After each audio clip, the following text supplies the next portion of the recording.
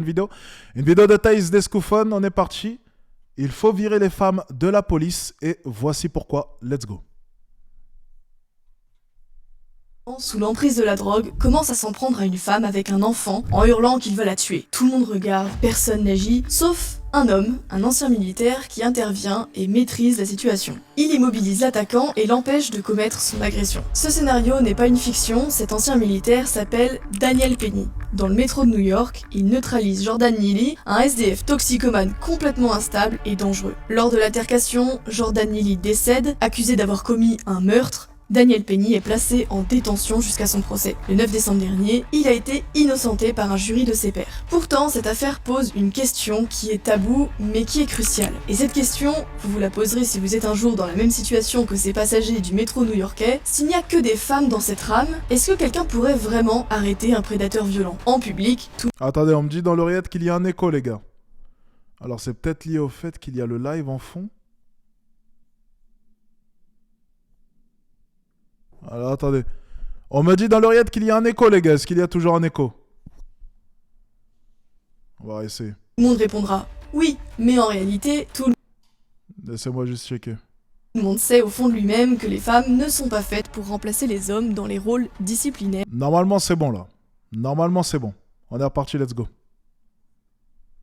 Ou violent. Dans cette vidéo, j'ai décidé de briser un tabou en montrant une bonne fois pour toutes pourquoi vouloir à tout prix inclure les femmes dans l'armée, la police ou la justice est une erreur gravissime. La réalité, ce n'est pas le monde des bisounours. Il y aura toujours des individus violents, cruels Je pense qu'en France, il aurait été inculpé, pour ce qui est de l'ancien militaire. et sadiques, même dans une société civilisée. Et pour contrôler ces prédateurs, il y a une seule chose qui fonctionne, le rapport de force. La police, l'armée et la justice reposent sur le rapport de force. Autrement dit, la discipline fonctionne par l'usage de la force ou par la menace de l'utiliser. Si vous braquez une arme sur un innocent sous les yeux d'un policier, il va tirer ou au moins vous neutraliser manu militari. Il ne va pas vous demander gentiment d'arrêter. Tu peux arrêter, s'il te plaît. Si vous lâchez des bombes sur le pays d'à côté, ce pays va envoyer des chars et des soldats pour vous arrêter. Il ne va pas vous convoquer à un stage de rééducation pacifique et citoyenne. Et si vous commettez un crime, on vous met de force dans une cellule et on vous interdit d'en sortir pour épargner les innocents. Enfin, si la justice fait son travail. Et on va revenir là-dessus juste après, c'est promis. Bref, pour contrôler les individus dangereux, il faut entrer dans le rapport de force. Et soyons honnêtes, les hommes sont naturellement plus adaptés à ce genre de rôle. Les chiffres parlent d'eux-mêmes, il existe des centaines d'études qui démontrent de façon claire, factuelle et indiscutable que les hommes sont en moyenne plus forts, plus rapides,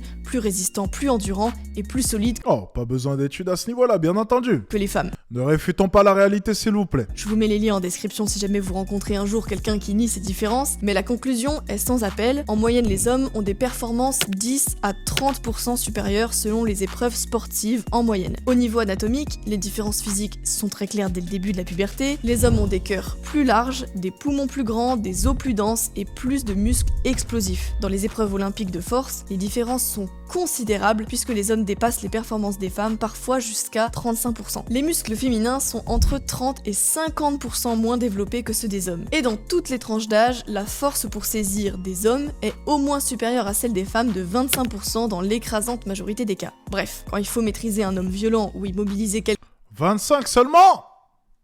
quelqu'un au sol, That's cap. C'est complètement faux. Je pense même que c'est bien plus.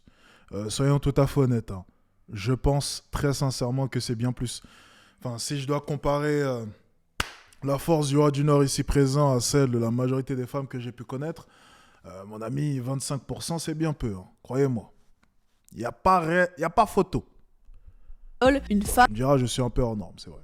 est très souvent dépassée. Et on en revient à une évidence, il faut faire appel à un homme pour porter des choses lourdes. On en reparlera quand il faudra porter quelque chose de lourd. Vous vous souvenez de l'exemple de Daniel Penny que j'ai évoqué en début de vidéo. Pourquoi c'est cet ancien militaire qui a maîtrisé un homme dangereux dans une rame de métro à New York? Parce qu'il était seul à pouvoir agir. Pourquoi? Parce qu'il était physiquement capable de le faire. Et à l'inverse, que se passe-t-il quand on mobilise des femmes pour arrêter un forcené? On a des épisodes tragiques comme Les amis, ça me fait penser à une vidéo que j'ai vue. J'avais posté sur mon Instagram, c'était 2 femmes qui essaient d'interpeller une suspecte. Et puis elle se met à courir et puis là, oh là là. Alors bon, vous savez, là pour le coup, je vais pas tomber sur les femmes parce que il y a à peu près le même genre de vidéo avec des hommes aussi policiers out of shape, c'est-à-dire en surpoids, vraiment en surpoids. Ils se mettent à courir, tu te dis sincèrement, des fois dans la police, Est-ce qu'ils font réellement des tests physiques? Parce que, je suis désolé, ta fonction à proprement parler, c'est faire respecter l'ordre. Elle le dit souvent.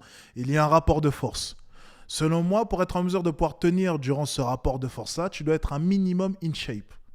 Alors, je ne comprends pas comment est-ce que dans la police, on peut laisser les agents en surpoids. Ça n'a aucun sens. Tu interpelles comment un suspect qui se met à courir si tu es hors de forme? J'ai jamais compris ça pour le coup. Celui d'Alicia Champlon et Audrey Berthaud. Ces deux gendarmes sont appelés pour maîtriser Abdallah Boumzar, un homme qui a commis un cambriolage et une agression. Il est instable, il a un passé violent et il est multicondamné. Au cours de l'intervention, cet homme domine physiquement ces deux femmes et s'empare du pistolet de l'une des deux et les abat de plusieurs balles. Boumzar était un malade, même un homme entraîné aurait probablement eu du mal à le maîtriser, mais deux femmes dépassées physiquement, elles n'avaient aucune chance. L'autorité, ce n'est pas simplement une question de force, c'est aussi une question de perception. Quand une femme doit imposer le respect à des criminels ou à des ennemis, la menace de force n'est souvent pas prise au sérieux. Et ce qui... Vidéo légendaire, les gars, qui s'en rappelle? Putain, on avait regardé cette vidéo, les gars, c'était en quelle année? Ouais, 2022, c'était il y a 3 ans. Oh non, une vidéo légendaire. Légendaire. Faudrait qu'on la rematche. Hein. Attendez, vous savez quoi? On va la regarder à nouveau. Allez, vraiment juste pour les souvenirs, les gars. Ça rappelle tellement des souvenirs. Lorsqu'on regardait les épisodes de C'est mon choix. Alors, c'était quoi? C'était C'est mon choix. On va mettre C'est mon choix box. Allez, laissez-moi remettre ce moment incroyable, quoi. Alors, on va démonter les clichés. Florian au tapis. Ouais. Avec le gabarit. On va démonter les clichés. Oui, c'est ça, oui. Margot, rappelez-nous votre poids. 5 ans. Elle va vous... Allez, on va démonter les clichés, les amis. Let's go. Club de boxe français.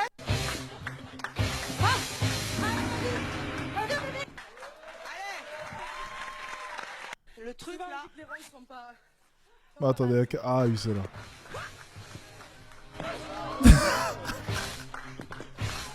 Et doucement, Florian.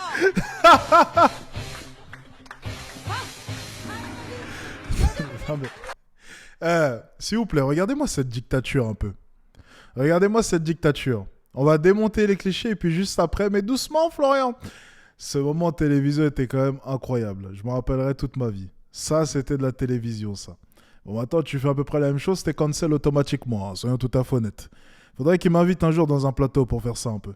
Qu'il est injuste et sexiste que les hommes ne respectent pas l'autorité féminine, oui, mais quand on dit ça, on ne dit rien. Car le problème, c'est que quand les brutes voient de la faiblesse, ça ne les pousse pas à la pitié, mais à l'action. Je suis sûre que la réaction d'une féministe face à cette déclaration, ce serait de dire qu'il faut rééduquer les hommes pour les rendre plus égalitaires et déconstruits. Mais pourquoi perdre du temps à rééduquer des prédateurs? Les brutes, on ne les déconstruit pas, on les détruit. C'est plus sûr et plus efficace pour tout le monde. Ces différences entre les sexes pour pratiquer le rapport de force ne sont pas un complot du patriarcat, c'est une conséquence de l'évolution biologique. Et d'ailleurs, quand on se confronte au monde réel, on est obligé d'en tenir compte. Mais parfois, le réel cède le terrain à l'idéologie. Prenez les concours d'entrée à Saint-Cyr, la prestigieuse école militaire française. Les barèmes physiques sont plus faibles pour les femmes. Par exemple, un homme doit courir 3000 mètres en 10 minutes 20 secondes pour avoir 20 sur 20, alors qu'une femme peut atteindre cette note avec un temps de 12 minutes 58 secondes. 17 tractions pour les hommes, 12 pour les femmes, etc. Ces différences, elles posent problème. Sur le terrain, il n'y a pas de barème différencié pour survivre ou pour protéger son équipe. Mais on abaisse les standards au nom de l'égalité. Mais sur le terrain, personne ne fera de cadeau. Si vous êtes le maillon faible, vous mettez toute votre équipe en danger. Les femmes n'ont pas évolué dans un monde où la force brute est une compétence nécessaire. Elles utilisent d'autres stratégies, la manipulation, la négociation et la séduction. Et ces stratégies fonctionnent très bien dans de nombreux domaines, mais pas dans un métier disciplinaire. La recherche montre que les femmes ont une intelligence spatiale en moyenne plus basse que celle des hommes. Par exemple, une étude de 2019 a révélé que les hommes surpassent systématiquement les femmes dans des tâches nécessitant une rotation mentale, un aspect clé de l'intelligence spatiale. Ces différences ont des bases biologiques liées à l'organisation. Ça c'est facts. Les femmes en manquent cruellement, ça c'est vrai.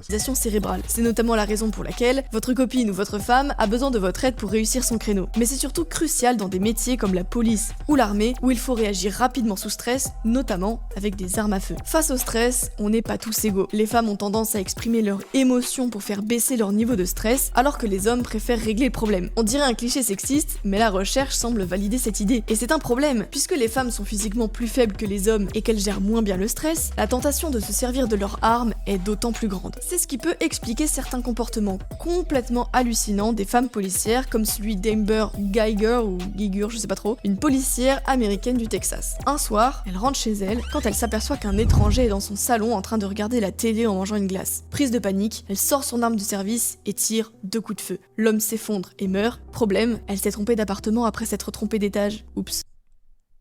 Non.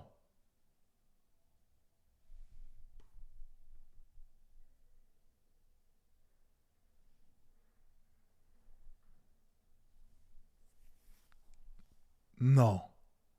C'est une blague. Non, non, non, c'est non. C'est pas possible. J'y crois pas. Mais non. Mais c'est pas possible. À la boulette.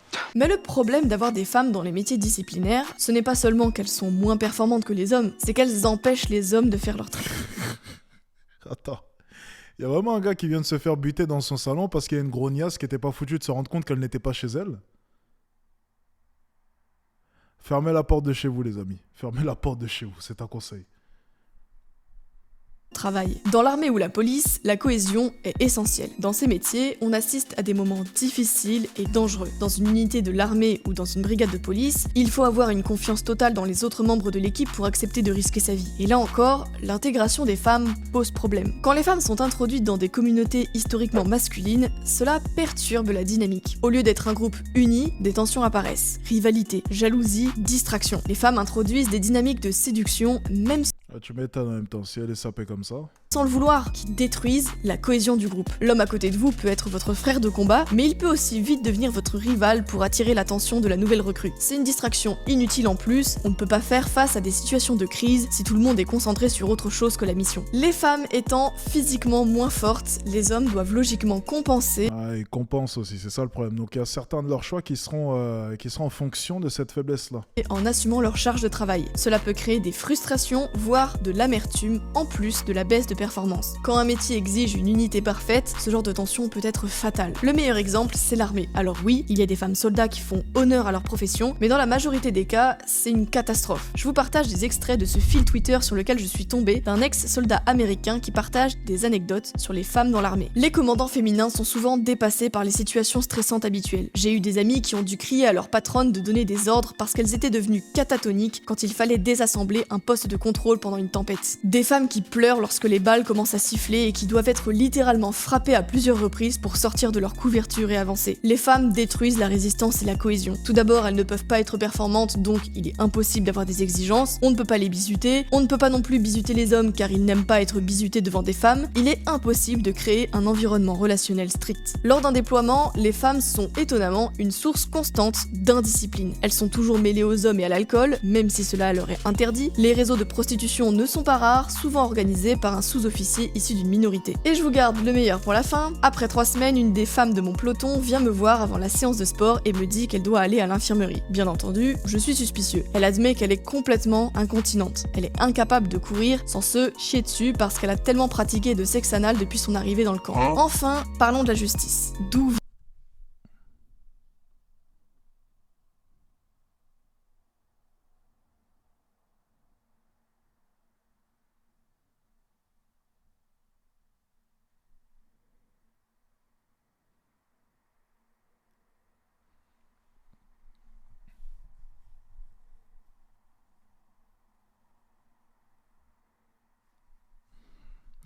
Ça devient assez sordide, hein, toutes ces histoires. Je m'y attendais pas. vient le laxisme judiciaire qui fait tout pour donner une 14e chance aux pires criminels. On accuse souvent la gauche et notamment le syndicat de la magistrature. Ok, mais seulement 22% des juges appartiennent à ce syndicat de l'extrême gauche qui adore les criminels. Par contre, 66% des magistrats sont des magistrates. Et ça, c'est un problème majeur. Voici pourquoi. Selon le psychologue canadien Jonathan Haidt, les femmes sont beaucoup plus sensibles à la fondation morale du care harm. Si vous ne savez pas ce que c'est, j'en ai déjà parlé dans une vidéo précédente. Cela est détaillé dans les travaux de Jonathan Haidt, notamment dans The Righteous Mind, Why Good People Are Divided by Politics and Religion, où il explique comment cette sensibilité structure les différences morales entre les sexes et influence des décisions dans des contextes variés, y compris la justice. Une étude massive menée dans 67 pays montre d'ailleurs que les femmes priorisent la compassion bien plus que les hommes. Conséquence, elles sont plus enclines à donner des peines légères ou à excuser des comportements violents en pensant pouvoir sauver les criminels. Vous connaissez sans doute au moins une femme qui enchaîne des relations avec des hommes catastrophiques, ils sont violents, paresseux, instables et stupides, parfois criminels, mais tout ce que cette femme peut vous dire c'est « je peux le sauver ». Bon maintenant, imaginez que cette femme soit juge, soudain ça devient plus clair. Alors faut-il vraiment insister pour intégrer les femmes dans des métiers disciplinaires? Peut-être qu'on devrait réfléchir à deux fois. La question n'est pas de savoir si les femmes ont des qualités, elles en ont et elles sont immenses, mais ces qualités sont-elles adaptées à des rôles où la force, la cohésion et la résistance au stress sont indispensables? On peut en douter. Ce n'est pas un hasard si pendant des millénaires, les rôles disciplinaires étaient réservés aux hommes dans leur écrasante majorité. Quand vous devez lutter contre le danger d'une invasion étrangère ou de bandes criminelles comme la mafia américaine des années 30, il vaut mieux compter sur le chromosome Y. Quand vous êtes passager du métro new-yorkais et qu'un toxicomane psychotique repris de justice se met à menacer une mère de famille dans la rame, vous êtes bien content que Daniel Penny soit assis à côté de vous. Peut-être que le délire de l'égalité homme-femme dans les métiers disciplinaires et violents est une conséquence de notre société relativement apaisée comparée au Moyen-Âge. Mais si la violence continue à faire son retour dans nos rues, peut-être que le système acceptera de ranger ses délires idéologiques au placard pour redonner aux hommes la place qu'ils méritent d'occuper.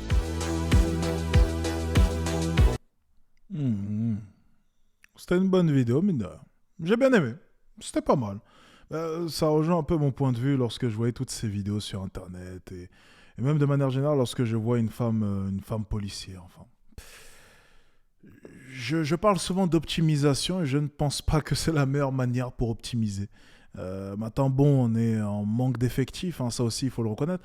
Je pense que ça aurait été intéressant quand même de soulever aussi cette problématique, parce que bon, elle prend qu'un aspect, tu vois. Comme quoi, j'essaie d'être impartial, ok, à tous les niveaux. Oui, ok, c'est une question. Il y a une grande part, oui, d'idéologie, je pense. On veut mettre les femmes en avant, oui. Mais bon, aussi, il faut prendre en compte le fait que je crois que dans la majorité des départements, ils sont en sous-effectif. Donc, est-ce qu'on devrait, en plus de cela, faire une croix sur les femmes? Ça serait selon moi une grave erreur à partir du moment où on est déjà en sous-effectif. Donc bon, je pense que voilà, il y a d'autres questions à soulever. Mais de manière générale, ça reste une bonne vidéo.